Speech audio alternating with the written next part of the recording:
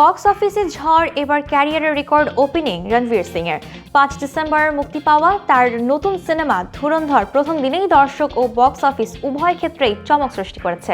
সিনেমার উদ্বোধনী আয় 27 কোটি রুপিতে দাঁড়িয়েছে, যা রণবীরের ক্যারিয়ারে এখন পর্যন্ত সর্বোচ্চ প্রথম দিনের রেকর্ড। বিশেষজ্ঞরা অনুমান করছিলেন খাতা খুলবে 15 থেকে 18 কোটি রুপির মধ্যে, কিন্তু বাস্তবতা তার চেয়েও বেশি।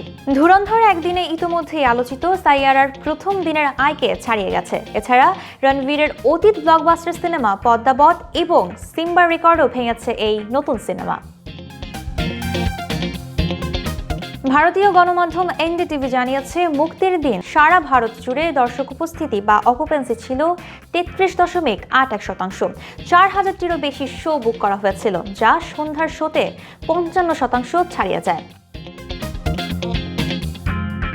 আদিত্য ধর পরিচালিত, রচিত ও সহ-প্রযোজিত ধুরন্ধর এ রণবীর সিং ছাড়াও গুরুত্বপূর্ণ চরিত্রে অভিনয় করেছেন সঞ্জয় দত্ত, অক্ষয় খান্না, মাধবন এবং অর্জুন রামপাল। সিনেমার রহস্যময়ী নারী চরিত্রে সারা অর্জুনের ভূমিকাও দর্শকদের মধ্যে কৌতূহল তৈরি করেছে।